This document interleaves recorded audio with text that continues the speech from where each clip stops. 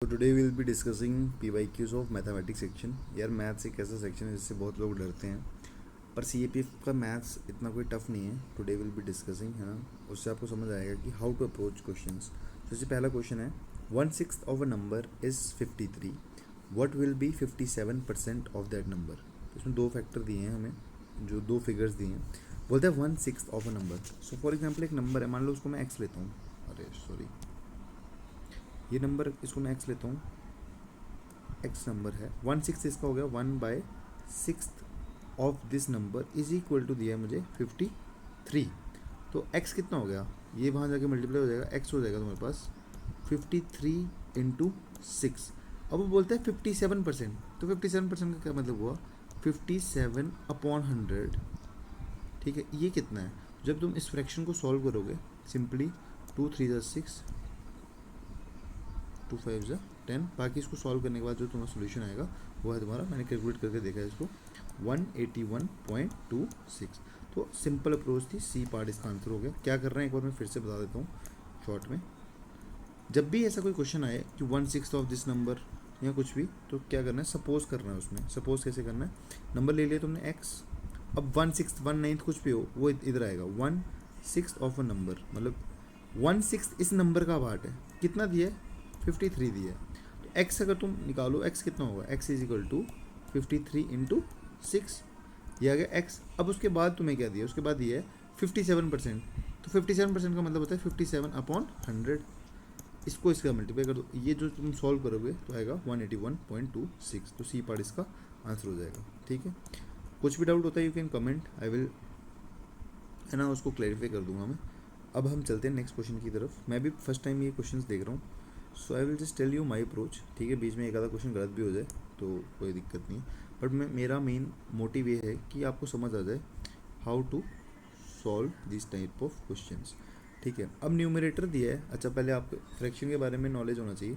Fraction क्या होता है, फ्रैक्शन अगर आप बिल्कुल नॉन मैथ बैकग्राउंड से हो, फ्रैक्शन होता है PYQ की फॉर्म में। ठीक है, तो जो ऊपर वाला होता है उसको हम न्यूमरेटर बोलते हैं और जो नीचे वाला होता है उसको डिनोमिनेटर बोलते हैं। वो बोलते हैं numerator of a fraction is increased by 200%। ठीक है, and denominator is increase by 300%। ठीक है, देखो इसमें जब भी आपको ऐसा क्वेश्चन मिले जिसमें 200% 300% है, तो मैं बेस्ट चीज़ आपको ये बोलूँगा कि आप उसको 100 ले लो।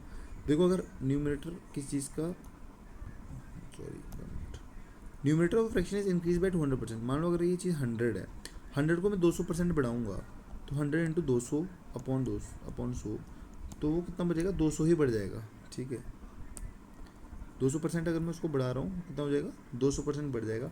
मतलब वो आई थिंक 300 हो जाएगा, 300, क्योंकि 100 प्लस करेंगे और डिनोमिनेटर इंक्रीज कर रहे हैं 300, तो मतलब वो हो जाएगा 400। सिंपल है।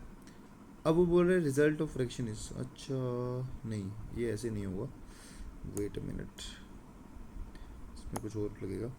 अगर एक न्यूमरेटर है उसकी फ्रैक्शन को हम इंक्रीज़ कर रहे हैं 200%, ठीक है, और एक डिनोमिनेटर है उसको हम इंक्रीज़ कर रहे हैं 300%, ठीक है, तो रिजल्टेंट फ्रैक्शन जो है वो कितना होगा।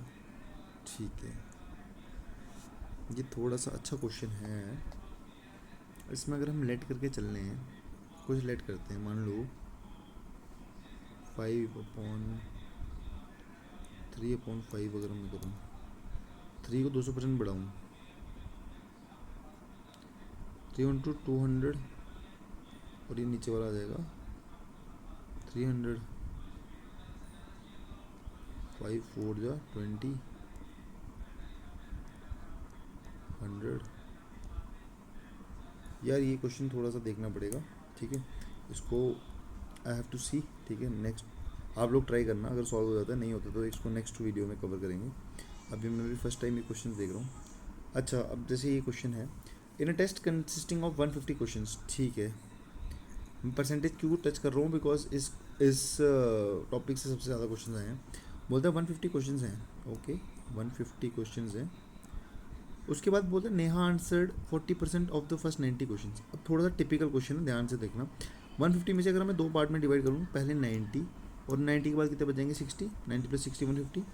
नेहा ने 40%, मतलब इसका 40%, ठीक है, 40% ऑफ 90, ठीक है, ये उसने आंसर कर दिए सही। व्हाट परसेंट ऑफ 60 क्वेश्चन, अब ये 60 क्वेश्चन जो हैं does she need to answer correctly for a score in entire test to be 60%। थोड़ा सा टिपिकल क्वेश्चन है, पर अगर हम ध्यान से समझेंगे तो ज़्यादा टिपिकल नहीं है। क्या बोलता है एक बार फिर से समझाता हूँ, थोड़ा साफ साफ लिखते हैं उसको। डाटा क्या क्या दिया है उसने हमें, वो देखो। डाटा दिया है हमें 150 क्वेश्चन हैं, ठीक है, 150 क्वेश्चन हैं। उसमें से 40% जो हैं वो नेहा के सही हैं, ठीक है।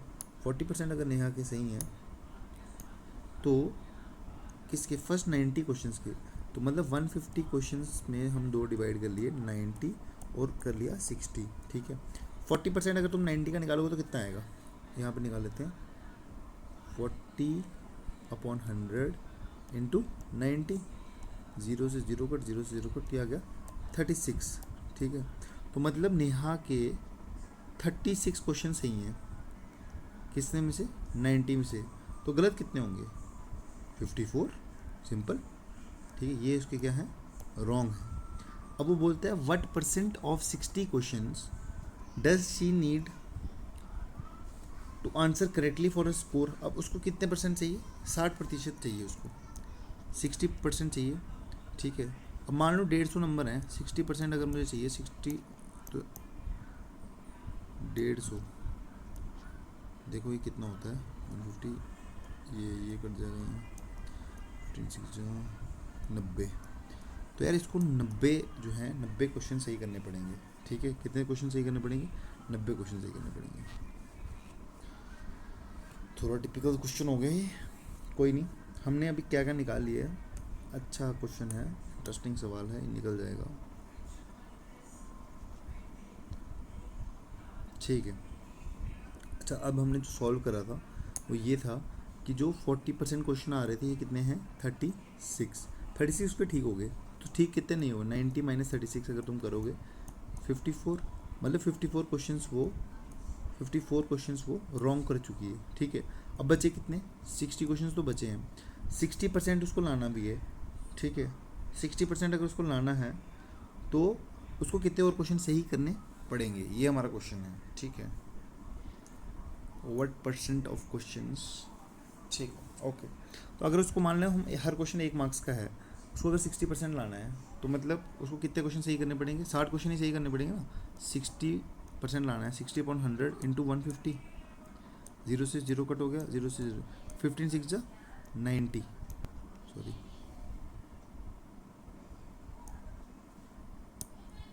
अरे 2 मिनट,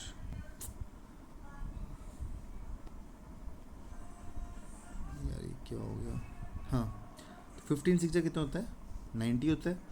इसका मतलब ये है उसको 90 क्वेश्चन सही करने पड़ेंगे। कितने क्वेश्चन, 90 क्वेश्चन। अब भाई उसके 36 क्वेश्चन ऑलरेडी सही हैं, 60 में से वो कितने करे कि 90 हो जाए। तो अगर मैं देखूं 36 में कितना ऐड करूं, 60 होगा, 36 + 24, 60 हो जाएगा, ठीक है। 36, यार थोड़ा कॉम्प्लिकेट हो गया ये क्वेश्चन, एक बार मैं थोड़ा सा इसको फिर से सॉल्व करने की ट्राई करता हूँ। ज़्यादा मुश्किल ही है नहीं, बट हमने इसको थोड़ा सा कॉम्प्लिकेट कर दिया। Just wait a minute. In a test 150 questions, ठीक है, 150 क्वेश्चंस का टेस्ट है, ओके।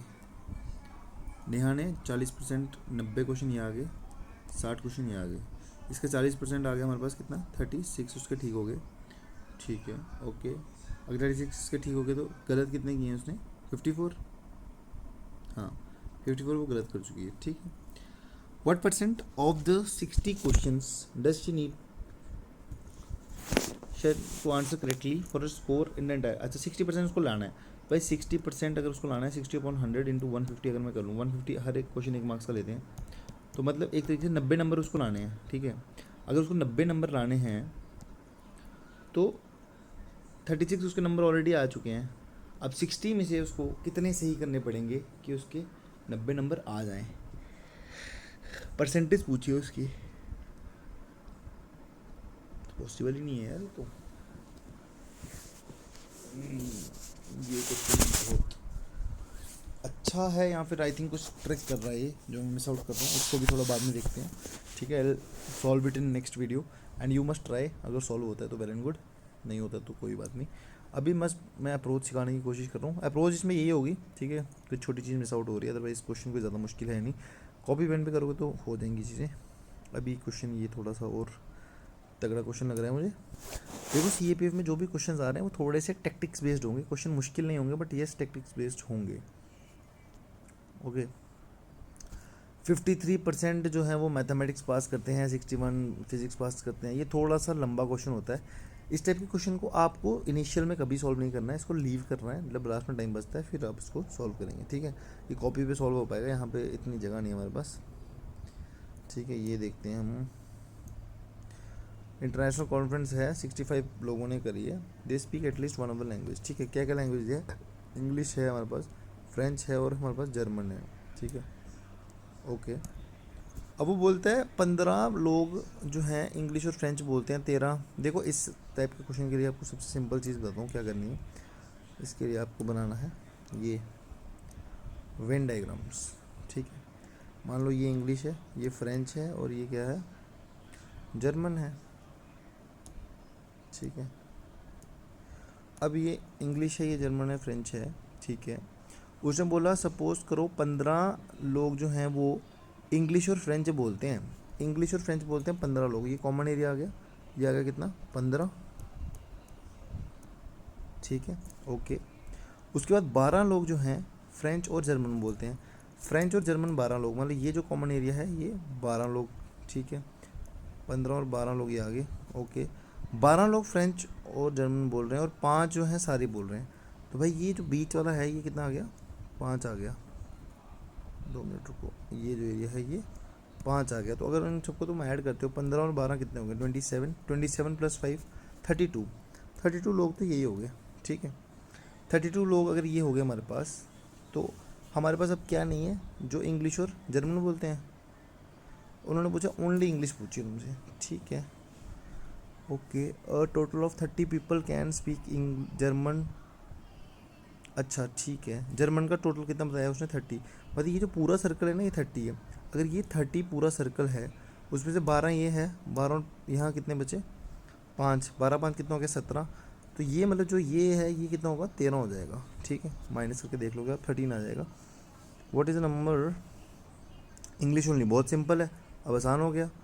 अब 13 है, 13 में से अगर आप 13 और बीच में कितना था, 5, 18, 18 और यहाँ पे था 15, 13 18 और 15, 2 मिनट हो गए क्वेश्चन लगभग, ठीक है। 30 कैन स्पीक फ्रेंच, अच्छा ठीक है। यहाँ पर भी 30 लोग हैं जो फ्रेंच बोलते हैं। 30 अगर फ्रेंच बोलते हैं, ओनली फ्रेंच कितने बोलेंगे, 12 और 5 17, 17 और 12 5 17, 2 मिनट, इसकी वेन डायग्राम्स थोड़ी अच्छे से बनाते हैं। इजी क्वेश्चन है ये हो जाएगा सॉल्व। इसको इसी डायग्राम से करना है, ये बहुत इजी पड़ता है, वरना ये बहुत कॉम्प्लिकेट हो जाएगा। देखो थोड़ा सा बड़े पे करते हैं, ओके ठीक है। टोटल लोग कितने बताए उसने, 65 पीपल, ठीक है। उन्होंने बोला एक ना एक लैंग्वेज वो बोलता है। तो ये हम बनाते हैं वेन डायग्राम थोड़ी साफ साफ, यहाँ पे ये और ये आ गया, ठीक है। ये वो हो गया कॉमन, जो सारी लैंग्वेज बोलते हैं, ये है 5 लोग हमारे, ठीक है। वो इन्होंने ये दिया ना, German and French, 5 speak all 3 languages, okay.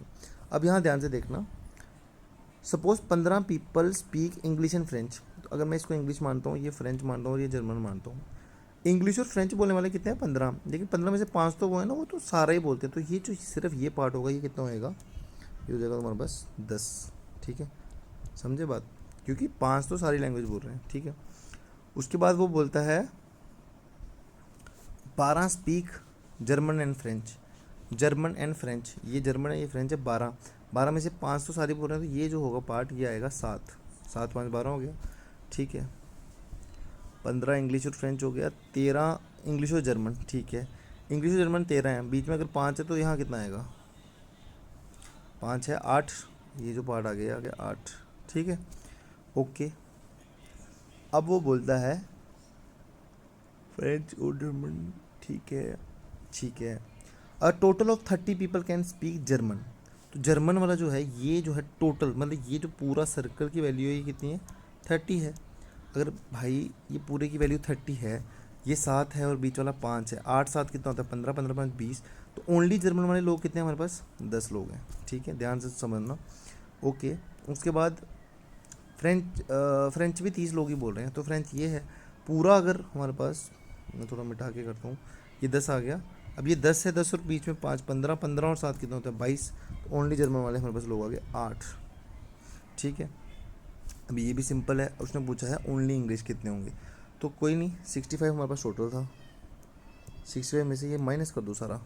ठीक है, जब आप माइनस करोगे, देखो 10 ये हो गए, यहाँ पर 8 आ गया, 10 और 8 कितने हो गए 18, बीच में 5 है 23, यहाँ 10 है 33, यहाँ 8 है 33 और 8 कितने हो गए 41, और यहाँ 7 है 48। 48 में माइनस करता हूँ तो बचेगा हमारे पास 9 10 7 17 पीपल। ए आंसर है। अगर आपको ये क्वेश्चन समझ नहीं आया है, एक बार फिर से वीडियो को देखना, फिर भी अगर समझ नहीं आया तो मुझे बताना, आई विल टेल यू। ठीक है, ज़्यादा मुश्किल कंसेप्ट नहीं है, एक बार फिर भी समझा देता हूँ शॉर्ट में क्या करना है।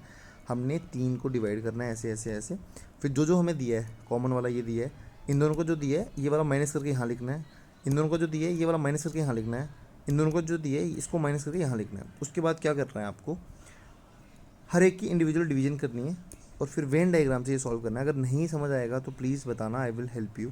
ठीक है, तो ये क्वेश्चन भी हमने इस तरीके से सॉल्व कर लिया। ठीक है, ये क्वेश्चन थोड़े से यार पुट करने वाले होते हैं। ठीक है, ABCD 5 कॉन्जिक्यूटिव ऑड नंबर है। अब देखो कॉन्जिक्यूटिव ऑड नंबर का क्या मतलब हुआ, जैसे मान लो 2, ठीक है, 2 के बाद कौन सा ऑड नंबर आता है 3, 3 के बाद कौन सा ऑड नंबर आता है 5 7, ऐसे ऐसे। ठीक है, ABCDE, ठीक है, असेंडिंग ऑर्डर में दिया है।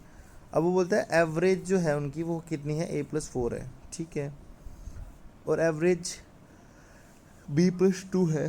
ठीक है, और एवरेज E-4 है। ओके, ठीक है, तो मैं इसको लेट करके करूँगा यार, ये लेट करके बेस्ट रहता है। अगर हम लेट कर देते हैं 1 2 3 4 5, ठीक है, हमने लेट कर लिया, इनकी सब कुछ निकाल लेते हैं, एवरेज कितनी आएगी। 2 + 3 5, 5 + 5 10, 10 और 16 26 इनकी एवरेज आ जाएगी।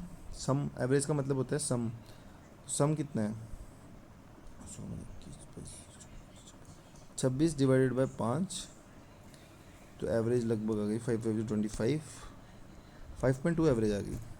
A+4 आएगी क्या, A+4 मतलब 2+4 नहीं, ये तो नहीं हो पाएगा। B+2 मतलब 3+2 5, हाँ लगभग है। E-4, E में से अगर हम 4 माइनस कर दें तब भी कुछ बन नहीं रहा है, तो मुझे तो इसकी कोई भी स्टेटमेंट करेक्ट नहीं लग रही है। या तो फिर मैं ट्राई करता हूँ कि 2 ना लूँ, क्योंकि 2 एक इवन नंबर हो जाएगा। हम लेते हैं 3 से, 3 5 7 9 11। ठीक है, अब इनकी एवरेज निकालोगे तो 20 27 32 35, 35 डिवाइडेड बाय 5, एवरेज आ गई 7। सिंपल। A+4 बिल्कुल सही बैठ रहा है। ए कितना है 3 है, 3 + 4 कितना हो गया 7, तो पहली स्टेटमेंट सही है। एवरेज B+2 5 + 2, ये भी 7, दूसरी भी सही है। E-4, E क्या है 11, 11 में से 4 के 7, तो भाई सारी की सारी स्टेटमेंट जो है वो सही आ रही हैं। ठीक है, तो यहाँ पे आपका जो है ऑल स्टेटमेंट्स आर करेक्ट। ऐसे क्वेश्चन बहुत इजी होते हैं, बस आपको पुट करना आना चाहिए। अगर आप सही पुट करते हो तो you will be able to clear. ठीक है, ये देखो डी स्टेटमेंट बिल्कुल सही है। ऑल स्टेटमेंट मैंने कुछ नहीं करा, सिंपल पुट करा है, आप खुद दिमाग लगाना। ए को 3 मान लो, 5 7 9 11, ये ABCDE, अब खुद इनमें पुट करो, समझ आ जाएगा क्यों सारी की सारी स्टेटमेंट सही हैं। ठीक है, आई होप आपको क्लियर हुआ होगा। ठीक है, अब अगर आपको इतने क्वेश्चंस में कुछ भी समझ आया है तो प्लीज़ कमेंट करो, सो दैट मैं और वीडियोस बनाऊँ, थोड़ी ज़्यादा वीडियोस बनाऊँगा। I will try to help you, क्योंकि अब बिल्कुल कम टाइम बचा है। तो मैथ्स की मैं अप्रोच जो सिखाने की कोशिश कर रहा हूँ, अगर आपको ये समझ आ रही है तो please do let me know in the comment section, then I will upload more videos specifically जो जो टॉपिक CAPF डालता है।